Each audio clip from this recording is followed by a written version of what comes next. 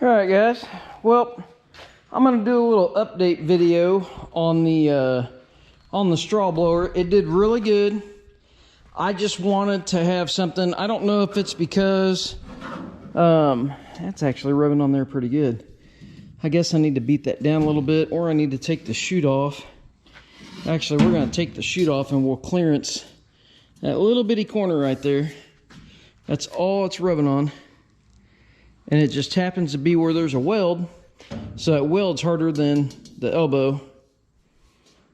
I think it's just taking paint right now, but let's make it not take anything other than paint. Maybe the other side, we might clearance both corners just a little bit. Might have got it too tight. The radius is a little different. Anyways, so I wanted something. If you watch the video, I'll try to post the video of me blowing straw before this one. So a lot of times this blower, it'll stay like that.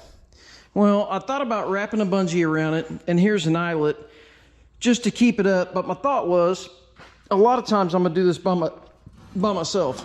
So I wanted something to bring it down and have it cradle on there. So then that way, you know, obviously a little bit of straw is gonna come out of here and all that. But what I did before is I let it down there, and I had it kind of sitting on there, and it scratched the heck out of my brand new paint job. And then with it not having somewhere to sit, I scratched the side of it because the chute came around here. I had it bungee corded down and around the D-ring. It didn't have a whole lot, you know, it didn't have a whole lot of nice things to do to my machine. So we'll have to clean that up and paint it. But my thought was, what if I just make something that I can have that go right down like that and right on while I'm blowing straw. And then storage wise, I've got some 3/8 rod, or I've got some 1/2 inch, but 1/2 inch wouldn't quite fit in there. It was a little snug. Let's get you guys down here and see. Maybe I can get you sitting there. See, the 1/2 inch rod is just snug. I don't think it needs 1/2 inch. 1/2 inch fits good in that. This is literally all the 1/2 inch round bar that I have left, but this is like 3/8. So my thought was I could just make me something out of 3/8, and in that way, as it goes down the road, I'll curve one side and I'll put a pin in it, and then I can literally pull my pin out, and as I'm blowing straw, it can sit just like that. So, and all I did was I took a piece of tubing, and ironically, if you watch the video where I had to ream out the holes to put that larger piece of pipe in, I found this piece of tubing sitting on the shelf. It's seamless tubing, and it's the right size for 1/2 inch. So it probably would have been the right side to just go right through the ears there, and I wouldn't have had to ream those out. It is what it is. Anyways, but all I'm gonna do is I just put a piece of flat bar on it. It's probably overkill, but that's what I had. I'm just gonna weld that in because this is actually welded to the drum there. I didn't think it was gonna hurt anything. I'll clean it up and paint it. I might actually get some Plastidip. I got some yellow for my gasoline fireballs this 4th of July, and I really liked it, and I scratched the living heck out of this. Now, granted, you know, this is down to bare metal, so that actually went through the factory paint and went through my paint to get to the metal. And that's where I was, in the video, you can kind of see I was holding the radio to tell David to pull forward, and then I kind of held it in my hand instead of clipping it back on my thing, on my pants. So, I just noticed something. That's not really straight on there. Look, I mean, it works, but man, it's gonna mess up my OCD. Whew. I don't even know what to do about that. Anyways, I thought about Plastidip that and making that rubberized, and maybe it would hold up better to me holding that thing on there. Plus, you know, this is gonna take all the wear, I would think, where you're grabbing it, holding something else, whatever.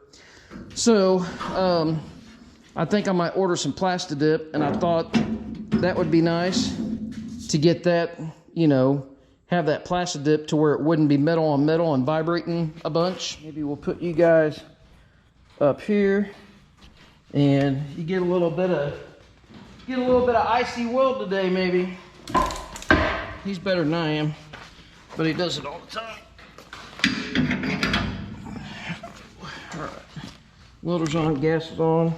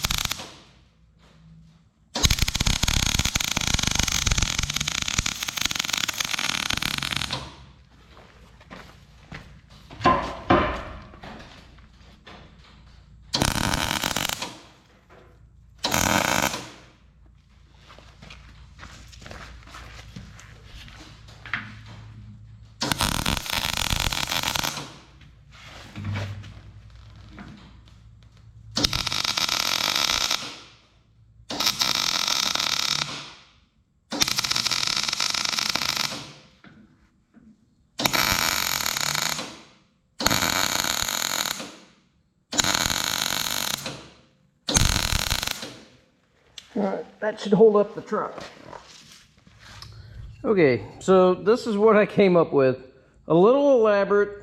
I decided I wanted a washer on it so it would go down and kind of gravity hold itself in. I started off by welding a nut to it. That's why it's got, you know, a big giant bulge on it. I welded the nut. I didn't quite like it. I didn't like the reveal it had here at the tubing. Let's see if I can do this one-handed. But anyway, so what I did is I welded a nut on it, then I put a washer on it. That ought to be plenty to hold it. I haven't tried this yet, so it might not work, but I would assume it'd work. Probably gonna lose that washer at some point in time, but I just made it to where put a little hairpin in it. Going down the road, it'd be like that. Pull that. Pull that. Let's see. I don't know where I got all that grease on me yet, but I got grease on me. And then while you're mulching, that'll sit there like that, and it'll keep that nice and captured, and it won't walk around. I think it turned out pretty good. All right, guys, we'll see you later. Thanks for watching.